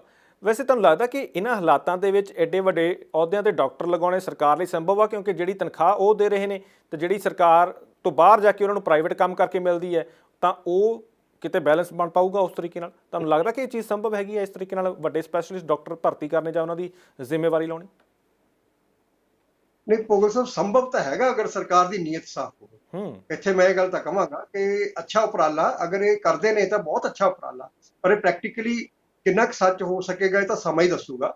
ਹੁਣ ਆਪਾਂ ਬਾਹਰਲੇ ਅਗਰ ਗੱਲ ਕਰੀਏ, ਬਾਹਰਲੇ ਪ੍ਰੈਕਟੀਸ਼ਨਰਸ ਦੀ ਜਾਂ ਬਾਹਰਲੇ ਡਾਕਟਰਸ ਦੀ ਪ੍ਰਾਈਵੇਟ ਦੇ ਵਿੱਚ, ਉੱਥੇ ਤਾਂ ਸਾਰੇ ਅਨਐਥੀਕਲ ਪ੍ਰੈਕਟਿਸ ਜ਼ਿਆਦਾ ਭਾਰੂ ਹੋਈ ਹੈ। ਅਨਐਥੀਕਲ ਮਤਲਬ ਕਿ ਮੈਂ ਕਹਿ ਸਕਦਾ ਵੀ ਮਤਲਬ ਇੱਕ ਜ਼ਮੀਰ ਮਾਰ ਕੇ ਮਤਲਬ ਪ੍ਰੈਕਟਿਸ ਕਰ ਰਹੇ ਨੇ ਡਾਕਟਰਸ ਉੱਤੇ, ਕਿਉਂਕਿ ਵੱਡੇ ਵੱਡੇ ਹਸਪੀਟਲਸ ਆਪਾਂ ਦੇਖਦੇ ਹਾਂ 5 ਸਟਾਰ ਹੋਟਲਸ ਵਰਗੇ ਹਸਪੀਟਲਸ ਨੇ, ਉਹਨਾਂ ਨੂੰ ਮੈਨੇਜਮੈਂਟਸ ਜਿਹੜੀਆਂ ਨੇ ਉਹਨਾਂ ਦੇ HR ਚਲਾਉਂਦੇ ਆ, MBBS ਨਹੀਂ ਉਹਨੂੰ ਚਲਾ ਰਹੇ ਹੈਗੇ। ਬਿਲਕੁਲ ਬਿਲਕੁਲ। ਉਹਨਾਂ ਦਾ HR ਜਿਹੜਾ ਡਾਕਟਰ ਨੂੰ ਭਰਤੀ ਕਰਦੇ ਆ ਨਾ, ਜਦੋਂ ਉਹਦੀ ਕਹਿ ਦਿੰਦੇ ਆ ਕਿ ਤੈਨੂੰ ਅਸੀਂ 3 ਲੱਖ ਰੁਪਇਆ ਤਨਖਾਹ ਤਾਂ ਦੇਣੀ ਆ ਜੇ ਤੂੰ ਸਾਨੂੰ 30 ਲੱਖ ਰੁਪਇਆ ਕਮਾ ਕੇ ਦੇਂਗਾ ਹਸਪੀਟਲ। ਉੱਥੇ ਕੀ ਹੁੰਦਾ, ਜਿਵੇਂ ਹੁਣ ਕੋਈ ਡਾਇਲਿਸਿਸ ਦਾ ਹੀ ਲਾ ਲਓ ਤੁਸੀਂ, ਇੱਕ ਪੇਸ਼ੈਂਟ ਡਾਇਲਿਸਿਸ ਵਾਸਤੇ ਆਉਂਦਾ, ਉਹਨੂੰ ਹਫ਼ਤੇ 'ਚ ਇੱਕ ਡਾਇਲਿਸਿਸ ਦੀ ਲੋੜ ਹੈ, ਪਰ ਇਹਨਾਂ ਨੂੰ ਪਤਾ ਹੁੰਦਾ ਕਿ ਸਾਡੀਆਂ ਮਸ਼ੀਨਾਂ ਜਿਹੜੀਆਂ ਕਰਜ਼ੇ ਤੇ ਨੇ, ਅਸੀਂ ਇੰਨਾ ਰੈਵਨਿਊ ਇਕੱਠਾ ਕਰਨਾ। ਤਾਂ ਉਹ ਡਾਕਟਰ ਕੋਲੇ ਅਗਰ 50 ਮਰੀਜ਼ ਨੇ ਤਾਂ ਉਹ ਡਾਕਟਰ ਦੇਖਦਾ ਕਿ ਮੇਰਾ ਤਾਂ ਜਿਹੜਾ ਬਜਟ ਹੈ ਉਹ ਪੂਰਾ ਨਹੀਂ ਹੋ ਪਾ ਰਿਹਾ ਹੈਗਾ, ਤੇ ਫਿਰ ਉਹ ਮਰੀਜ਼ਾਂ ਨੂੰ ਹੌਲੀ ਹੌਲੀ ਬਲੈਕ ਸ਼ੁਰੂ ਕਰ ਦਿੰਦਾ, ਕਹੇ ਨਹੀਂ ਤੁਸੀਂ ਤਾਂ ਬਹੁਤ, ਤੁਹਾਡੀ ਹਾਲਤ ਮਾੜੀ ਹੈ, ਤੁਸੀਂ ਇੱਕ ਵਾਰੀ ਤੁਹਾਨੂੰ ਤਾਂ 2 ਵਾਰੀ 3 ਵਾਰੀ ਡਾਇਲਿਸਿਸ ਦੀ ਲੋੜ ਹੈ। ਉੱਥੇ ਉਹ ਸਾਰਾ ਬੋਝ ਜਿਹੜਾ ਨਾ ਟੈਸਟਾਂ ਦਾ ਪਾਉਣਾ ਸ਼ੁਰੂ ਹੋ ਜਾਂਦਾ। ਡਾਕਟਰ ਸਾਹਿਬ ਅਖੀਰ ਤੇ, ਕਿਉਂਕਿ ਸਮਾਂ ਜਿੰਨੀ ਕੁ ਆਪਾਂ ਨੂੰ ਸਮਾਂ ਅੱਗੇ ਦਿੰਦਾ ਉਹਦੇ ਵਿੱਚ ਰਹਿ ਕੇ ਆਪਾਂ ਗੱਲ ਖਤਮ ਕਰਨੀ। ਆਖਰੀ ਤੇ ਮੈਂ, ਕਿਉਂਕਿ ਬੜਾ ਤੁਸੀਂ ਵਾਜਬ ਪੁਆਇੰਟ ਚੱਕਿਆ ਕਿ ਮਰੀਜ਼ ਜਦੋਂ ਜਾਂਦਾ ਪਹਿਲਾਂ ਤਾਂ ਮੈਨੂੰ ਲੱਗਦਾ ਉੱਥੇ ਸ਼ੁਰੂ ਹੋ ਜਾਂਦਾ ਵੀ ਪਹਿਲਾਂ ਤਾਂ ਡਾਕਟਰ ਦੀ ਫੀਸ ਦੀ ਪਰਚੀ ਕੱਟ ਹੁੰਦੀ ਹੈ, ਫਿਰ ਉਸ ਤੋਂ ਬਾਅਦ ਉਹਨੂੰ ਐਡੀ ਲੰਮੀ ਜਿਹੜੀ ਲਿਸਟ ਆ ਉਹ ਫੜਾ ਦਿੱਤੀ ਜਾਂਦੀ ਕਿ ਆਲੇ ਟੈਸਟ ਕਰਾ ਕੇ ਆਓ, ਭਾਵੇਂ ਉਹਦੇ ਟੈਸਟ ਪਹਿਲਾਂ ਹੋ ਚੁੱਕੇ ਹੋਣ। ਜੋ ਬੰਦਾ ਬਾਹਰੋਂ ਕਰਾ ਕੇ ਆ ਜਾਵੇ ਫਿਰ ਵੀ ਉਹਨੂੰ ਕਿਹਾ ਜਾਂਦਾ ਕਿ ਟੈਸਟ ਕਰਾਓ ਦੁਬਾਰਾ, ਵੀ ਬਾਹਰਲੇ ਅਸੀਂ ਮੰਨਦੇ ਨਹੀਂ, ਅੰਦਰੋਂ ਸਾਡੇ ਕੋਲੋਂ ਕਰਾਓ। ਫਿਰ ਦਵਾਈਆਂ ਵੀ ਉਹਨਾਂ ਦੇ ਉਹ ਜਿਹੜਾ ਮੈਡੀਕਲ ਸਟੋਰ ਅੰਦਰ ਹੁੰਦਾ ਉੱਥੇ ਆਪਣੇ ਵੱਜੇ ਰੇਟ ਹੁੰਦੇ ਆ, ਉੱਥੇ ਦਵਾਉਣੀਆਂ ਪੈਂਦੀਆਂ। ਜਾਣੀ ਕਿ ਲੁੱਟ ਪ੍ਰਾਈਵੇਟ ਵਾਲੇ ਪਾਸੇ ਬਹੁਤ ਵੱਡੇ ਪੱਧਰ ਤੇ ਹੋ ਰਹੀ ਹੈ। ਜਾਂ ਜਿਵੇਂ ਤੁਸੀਂ ਜ਼ਿਕਰ ਕੀਤਾ ਕਿ ਡਾਇਲਿਸਿਸ ਇੱਕ ਦੀ ਲੋੜ ਸੀ ਤਾਂ 2 3 ਵੀ ਕਰਵਾਏ ਜਾ ਰਹੇ ਨੇ। ਤਾਂ ਲੱਗਦਾ ਕਿ ਜੇ ਅਸੀਂ ਸਿਹਤਮੰਦ ਪੰਜਾਬ ਦੀ ਕਲਪਨਾ ਕਰਨੀ ਹੈਗੀ ਆ ਤਾਂ ਉਹਦੇ ਨਾਲ ਸਾਨੂੰ ਇਹ ਚੀਜ਼ ਵੀ ਦੇਖਣੀ ਪਊਗੀ ਕਿ ਜਿੱਥੇ ਲੁੱਟ ਵੀ ਹੋ ਰਹੀ ਹੈ, ਜਿਹੜਾ ਪ੍ਰਾਈਵੇਟ, ਹੁਣ ਖਾਸ ਕਰਕੇ ਅਸੀਂ ਜਲੰਧਰ ਦੀ ਗੱਲ ਕਰ ਲਏ ਜਾਂ ਬਹੁਤ ਸਾਰੇ ਮੈਡੀਕਲ ਇੰਨਾ ਜ਼ਿਆਦਾ ਹਸਪੀਟਲ ਨੇ, ਕੋਈ ਹਿਸਾਬ ਨਹੀਂ ਹੈਗਾ, ਅੰਤਾਂ ਦਾ ਪੈਸਾ ਉੱਥੇ ਇਨਵੈਸਟ ਹੋਇਆ, PR ਲੋਕ ਜਿਵੇਂ ਤੁਸੀਂ ਜ਼ਿਕਰ ਕਰ ਰਹੇ ਹੋ ਚਲਾ ਰਹੇ ਆ। ਤਾਂ ਸਰਕਾਰ ਨੂੰ ਇੱਧਰਲੇ ਪਾਸੇ ਕਾਟ ਵੀ ਕਰਨੀ ਪਊਗੀ। ਜੇ ਅਸੀਂ ਇੱਧਰਲੇ ਪਾਸੇ ਲੋਕਾਂ ਨੂੰ ਹੱਲ ਦੇ ਰਹੇ ਹਾਂ ਤਾਂ ਇੱਧਰਲੇ ਪਾਸੇ ਕਾਟ ਵੀ ਕਰਨੀ ਪਊਗੀ ਕਿ ਪੰਜਾਬ ਨੂੰ ਸਿਹਤਮੰਦ ਅਸੀਂ ਤਾਂ ਹੀ ਕਰ ਸਕਾਂਗੇ ਕਿ ਇੱਧਰਲੇ ਪਾਸੇ ਜਿਹੜੇ ਪ੍ਰਾਈਵੇਟ ਲੁੱਟ ਹੋ ਰਹੀ ਹੈ ਉਹਨੂੰ ਵੀ ਰੋਕਿਆ ਜਾਵੇ ਤੇ ਦੂਜੇ ਪਾਸੇ ਅਸੀਂ ਸਹੀ ਇਲਾਜ ਦਈਏ। ਭੋਗਲ ਸਾਹਿਬ, ਲੋਕਾਂ ਦਾ ਅੱਜ ਸਰਕਾਰੀ ਹਸਪਤਾਲਾਂ ਵੱਲ ਰੁਝਾਨ ਕਿਉਂ ਆ? ਈਵਨ ਖੁਦ ਕਹਿਣਾ ਕਿ ਜੇ ਮੈਨੂੰ ਕੋਈ ਤਕਲੀਫ ਹੋਵੇ ਮੈਂ ਪ੍ਰਾਈਵੇਟ ਜਾਣ ਨਾਲੋਂ ਪਹਿਲਾਂ ਸਰਕਾਰੀ ਹਸਪੀਟਲ ਜਾਂ PGI ਜਾਂ ਮੈਡੀਕਲ ਕਾਲਜ ਮਤਲਬ ਕਿਸੇ ਵੀ ਰਜਿੰਦਰਾ ਮੈਡੀਕਲ ਕਾਲਜ ਜਾਂ ਫਰੀਦਕੋਟ ਮੈਡੀਕਲ ਕਾਲਜ ਮਤਲਬ ਕੋਸ਼ਿਸ਼ ਕਰੂੰਗਾ ਕਿ ਮੈਂ ਸਰਕਾਰੀ 'ਚ ਜਾਵਾਂ, ਕਿਉਂਕਿ ਸਾਨੂੰ ਪਤਾ ਹੈ ਜਿਹੜੇ ਪ੍ਰਾਈਵੇਟ ਨੇ ਉਹਨਾਂ ਨੇ ਤਾਂ ਇਹੀ ਕਹਿਣਾ ਕਿ ਆ ਗਿਆ ਮੁਰਗਾ ਤੇ ਇਹਨੂੰ ਹਲਾਲ ਕਿਵੇਂ ਕਰਨਾ। ਉੱਥੇ ਉਹਨਾਂ ਦੇ ਕਾਉਂਸਲਰ ਰੱਖੇ ਹੋਏ ਨੇ ਜਿਹੜੇ ਤੁਹਾਨੂੰ ਟਰੈਪ ਲਾਉਂਦੇ ਆ, ਉਹ ਪਹਿਲਾਂ ਦੇਖਦੇ ਹੀ ਤੁਹਾਡਾ ਬੀਮਾ ਹੋਇਆ, ਉਹ ਸਾਰੀਆਂ ਗੱਲਾਂ ਕਰਦੇ ਆ ਤੇ ਉਹਨਾਂ ਨੂੰ ਤਾਂ ਉਹਨਾਂ ਨੇ ਤਾਂ ਸ਼ਿਕਾਰ ਕਰਨਾ। ਸੋ ਮੈਂ ਇਹ ਚੀਜ਼ ਕਹਿਣਾ ਕਿ ਇਹਨਾਂ ਚੀਜ਼ਾਂ ਤੇ ਸਰਕਾਰ ਨੂੰ ਖੁਦ ਕਮੇਟੀਆਂ ਬਣਾਉਣੀਆਂ ਪੈਣਗੀਆਂ ਔਰ ਅਨਐਥੀਕਲ ਪ੍ਰੈਕਟਿਸ ਜਿਹੜੀ ਉਹਨੂੰ ਨੱਥ ਪਾਉਣ ਦੀ ਲੋੜ ਹੈ। ਅਨਐਥੀਕਲ ਪ੍ਰੈਕਟਿਸ ਬਹੁਤ ਤਰੀਕਿਆਂ ਨਾਲ ਚੱਲ ਰਹੀ ਹੈ, ਜ਼ਰੂਰੀ ਨਹੀਂ ਕਿ ਇਕੱਲੀ ਐਡਵਰਟਾਈਜ਼ਮੈਂਟ ਦੇ ਨਾਲ ਹੀ ਅਸੀਂ ਕਹੀਏ ਕਿ ਅਨਐਥੀਕਲ ਪ੍ਰੈਕਟਿਸ ਹੈ। ਅਨਐਥੀਕਲ ਪ੍ਰੈਕਟਿਸ ਉਹ ਵੀ ਹੈ ਕਿ ਜਦੋਂ ਪੇਸ਼ੈਂਟ ਦੇ ਐਸਿਡਿਟੀ ਨਾਲ ਦਰਦ ਹੋ ਰਿਹਾ ਤੇ ਉਹਨੂੰ ਕਹਿਣਾ ਕਿ ਤੇਰੇ ਸਟੰਟ ਪੈਣਗੇ, ਉਹ ਵੀ ਅਨਐਥੀਕਲ ਹੈ, ਉਹਦੇ ਤੇ ਚੈੱਕ ਹੋਣਾ ਚਾਹੀਦਾ। ਸੋ ਇਹ ਗੱਲਾਂ ਬਹੁਤ ਜ਼ਰੂਰੀ ਨੇ। ਸੋ ਇਹਦੇ ਤੇ ਸਰਕਾਰ ਨੂੰ ਪਹਿਰਾ ਦੇਣ ਦੀ ਲੋੜ ਹੈ। ਸਾਡੇ ਜਿਹੜੇ ਸਿਹਤ ਮੰਤਰੀ ਜੀ ਨੇ ਉਹ ਵੈਸੇ ਖੁਦ ਵੀ ਡਾਕਟਰ ਨੇ, ਉਹ ਬੜੇ ਅਵੇਅਰ ਨੇ ਇਹਨਾਂ ਗੱਲਾਂ, ਉਹਨਾਂ ਨੂੰ ਸਾਰਾ ਕੁਝ ਪਤਾ ਹੈ। ਹੀ ਕੈਨ ਡੂ ਮਤਲਬ ਐਵਰੀਥਿੰਗ। ਉਹਨਾਂ ਨੇ ਇਹਦੇ ਤੇ ਵਰਕਆਊਟ ਕਰਨਗੇ, ਵਧੀਆ ਉਹਨਾਂ ਨੂੰ ਕਮੇਟੀ ਬਣਾਉਣੀ ਚਾਹੀਦੀ ਹੈ ਡਾਕਟਰਸ ਦੀ ਜਿਹੜੇ ਕੋਈ ਇਸ ਦੇ ਵਿੱਚ ਉਹਨਾਂ ਦੀ ਮਦਦ ਕਰਨ। ਤੇ ਜਿਹੜੇ ਮਤਲਬ ਕਿ ਵੈਸੇ ਇੱਕ ਬਹੁਤ ਵੱਡਾ ਮੈਂ ਇਹ ਕਹਾਂਗਾ ਭੋਗਲ ਸਾਹਿਬ, ਇੱਕ ਮਾਫੀਆ ਵਾ ਫਾਰਮਾਸਿਊਟੀਕਲ ਦਾ, ਵੱਡਾ ਮਾਫੀਆ ਵਾ ਮੈਡੀਕਲ ਪ੍ਰੋਫੈਸ਼ਨ ਦੇ ਵਿੱਚ, ਇੱਕ ਬਹੁਤ ਵੱਡਾ ਮਾਫੀਆ ਵਾ ਜਿਹਦੇ ਨਾਲ ਮਤਲਬ ਕਿ ਕਹਿ ਲਓ ਨਾਰਮਲ ਮੇਰੇ ਵਰਗਾ ਵਿਅਕਤੀ ਜਦੋਂ ਆਵਾਜ਼ ਉਠਾਉਂਦਾ ਤਾਂ ਉਹਦੇ ਤੇ ਬਹੁਤ ਕੁਝ ਤਸ਼ੱਦਦ ਹੁੰਦੇ ਨੇ, ਬਹੁਤ ਬਿਲਕੁਲ। ਚੀਜ਼ਾਂ ਦਾ ਸਾਹਮਣਾ ਕਰਨਾ ਪੈਂਦਾ। ਇਹ ਤਾਂ ਸਰਕਾਰ ਹੀ ਆ ਜਿਹੜੀ ਕੁਛ ਇਹਨੂੰ ਠੱਲ ਪਾ ਸਕਦੀ। ਬਿਲਕੁਲ, ਮੈਨੂੰ ਲੱਗਦਾ ਕਿ ਜਿਸ ਤਰੀਕੇ ਦੇ ਇਸ ਵੇਲੇ ਹਾਲਾਤ ਨੇ, ਜਿਵੇਂ ਸਿਹਤਮੰਦ ਪੰਜਾਬ ਦੀ ਕਲਪਨਾ ਕੀਤੀ ਜਾ ਰਹੀ ਹੈ, ਤਾਂ ਉਹਦੇ ਵਿੱਚ ਸਭ ਤੋਂ ਵੱਡੀ ਗੱਲ ਇਹੀ ਹੋਊਗੀ ਕਿ ਜੇ ਉਸ ਮਾਫੀਏ ਤੇ ਵੀ ਠੱਲ ਪਾਈ ਲਈ ਜਾਵੇ ਤੇ ਨਾਲ ਦੀ ਨਾਲ ਜਿਹੜੀ ਪ੍ਰਾਈਵੇਟ ਲੁੱਟ ਹੋ ਰਹੀ ਹੈ ਲੋਕਾਂ ਦੀ, ਉਹ ਤੇ ਵੀ ਲਗਾਮ ਲੱਗੇ। ਡਾਕਟਰ ਸਾਹਿਬ, ਬਹੁਤ ਸ਼ੁਕਰੀਆ, ਤੁਸੀਂ ਸਮਾਂ ਦਿੱਤਾ। ਮੈਨੂੰ ਲੱਗਦਾ ਕਿ ਹੱਲੇ ਵੀ ਬਹੁਤ ਸਾਰੀਆਂ ਗੱਲਾਂ ਸੀ, ਕਿਉਂਕਿ ਤੁਹਾਡੀ ਰਿਸਰਚ ਇਸ ਮਾਮਲੇ ਤੇ ਬੜੀ ਬਰੀਕ ਹੈਗੀ ਹੈ। ਤੁਸੀਂ ਹੋਰ ਵੀ ਬਹੁਤ ਸਾਰੀਆਂ ਚੀਜ਼ਾਂ ਨਾਲ ਦੀ ਨਾਲ ਘੋਖਦੇ ਰਹੇ ਹੋ, ਪਰ ਸਮਾਂ ਇੰਨੀ ਕਾਗਜ਼ ਦਿੰਦਾ ਸੀ। ਬਹੁਤ ਬਹੁਤ ਧੰਨਵਾਦ ਤੁਹਾਡਾ। Thank you. ਸੋ ਇਹ ਸਨ ਡਾਕਟਰ ਪਰਮਜੀਤ ਸਿੰਘ ਰਾਣੂ, ਜਿਨ੍ਹਾਂ ਨਾਲ ਗੱਲਬਾਤ ਕਰਕੇ ਸਮਝਣ ਦੀ ਕੋਸ਼ਿਸ਼ ਕੀਤੀ ਹੈ ਕਿ ਜਿਸ ਸਿਹਤਮੰਦ ਪੰਜਾਬ ਦੀ ਕਲਪਨਾ ਪੰਜਾਬ ਦੀ ਸਰਕਾਰ ਕਰ ਰਹੀ ਹੈ, ਬਹੁਤ ਚੰਗਾ ਉਪਰਾਲਾ ਹੈ, ਪਰ ਜਿਸ ਤਰੀਕੇ ਨਾਲ ਉਸ ਦੇ ਉੱਪਰ ਜਿਹੜਾ ਇੱਕ ਪ੍ਰਚਾਰਨ ਦਾ ਖਰਚਾ ਕੀਤਾ ਜਾ ਰਿਹਾ ਹੈ, ਉਹ ਕਿਹਦੀਆਂ ਜੇਬਾਂ ਦੇ ਵਿੱਚੋਂ ਜਾ ਰਿਹਾ ਹੈ, ਇਹਦੇ ਬਾਰੇ ਸੋਚਣਾ ਬਹੁਤ ਜ਼ਰੂਰੀ ਹੈਗਾ ਕਿ ਜੇ ਇਸ ਹਸਪਤਾਲ ਦਾ ਉਦਘਾਟਨ ਆਮ ਤੌਰ ਤੇ ਕੋਈ ਵਿਅਕਤੀ ਲੋਕਲ ਪੱਧਰ ਤੇ ਉਹਨਾਂ ਦਾ ਜਿਹੜੇ ਐਮਐਲਏ ਸੀ ਉਹ ਕਰ ਸਕਦਾ ਸੀ, ਜਾਂ ਉੱਥੇ ਦੇ ਐਸਐਮਓ ਤੋਂ ਕਰਾਇਆ ਜਾ ਸਕਦਾ ਸੀ, ਸੀਐਮਓ ਤੋਂ ਕਰਵਾਇਆ ਜਾ ਸਕਦਾ ਸੀ, ਤਾਂ ਉਸ ਦੇ ਲਈ ਦਿੱਲੀ ਤੋਂ ਬੁਲਾਉਣ ਵਾਲੇ ਵੱਡੇ ਆਗੂਆਂ ਦੇ ਪਿੱਛੇ ਜਾਂ ਪੂਰੇ ਪੰਜਾਬ ਦੇ ਵਿੱਚੋਂ 1200 ਬੱਸਾਂ ਮੰਗਵਾ ਕੇ ਜਾਂ ਹਰੇਕ ਅਖਬਾਰ ਦੇ ਪਹਿਲੇ ਸਫ਼ੇ ਤੇ ਉਸ ਦਾ ਇਸ਼ਤਿਹਾਰ ਦੇ ਕੇ ਜਾਂ ਵੱਖ-ਵੱਖ ਥਾਵਾਂ ਤੇ ਵੱਡੇ-ਵੱਡੇ ਹੋਰਡਿੰਗ ਬੋਰਡ ਲਵਾ ਕੇ ਇੰਨਾ ਖਰਚਾ ਕਰਨ ਦੀ ਕੀ ਲੋੜ ਸੀ? ਤਾਂ ਇਸ ਦੇ ਬਾਬਤ ਸਵਾਲ ਇਸੇ ਕਰਕੇ ਖੜੇ ਹੁੰਦੇ ਨੇ ਕਿਉਂਕਿ ਇਹੀ ਲੋਕ ਜਿਹੜੇ ਇਸ ਵੇਲੇ ਸੱਤਾ ਦੇ ਵਿੱਚ ਨੇ, ਇਹੀ ਕਹਿੰਦੇ ਸੀਗੇ ਕਿ ਸਰਕਾਰਾਂ ਫਾਲਤੂ ਖਰਚਾ ਕਰਦੇ ਨੇ, ਤੇ ਸਵਾਲ ਤਾਂ ਹੀ ਖੜੇ ਹੁੰਦੇ ਨੇ। ਸਾਡੇ ਸਵਾਲ ਨਹੀਂ, ਇਹ ਆਮ ਲੋਕਾਂ ਦੇ ਨੇ। ਫਿਲਹਾਲ ਸਿਹਤਮੰਦ ਪੰਜਾਬ ਦੀ ਕਲਪਨਾ ਕੀਤੀ ਜਾ ਰਹੀ ਹੈ, ਚੰਗੀ ਗੱਲ ਹੈ। ਫਿਲਹਾਲ ਦੇਖਣਾ ਹੋਵੇਗਾ ਕਿ ਜਿਸ ਕਲਪਨਾ ਨੂੰ ਦਿਖਾਉਣ ਦੀ ਕੋਸ਼ਿਸ਼ ਹੋਈ ਹੈ, ਉਸ ਦਾ ਜ਼ਮੀਨੀ ਪੱਧਰ ਤੇ ਉਹ ਉਤਾਰਿਆ ਜਾ ਸਕੇ ਜਾਂ ਉਹ ਹਕੀਕੀ ਰੂਪ ਵੀ ਧਾਰਨ ਕਰ ਸਕੇ। ਤੁਸੀਂ ਆਪਣੇ ਕਮੈਂਟ, ਆਪਣੇ ਟਿੱਪਣੀਆਂ ਜ਼ਰੂਰ ਸਾਂਝੀ ਕਰਿਆ ਕਰੋ ਸਾਡੇ ਨਾਲ। ਇਸ ਤੇ ਤੁਹਾਡੇ ਤੋਂ ਆਗਿਆ ਲੈਣੀ ਹੈ। ਬਹੁਤ ਬਹੁਤ ਧੰਨਵਾਦ।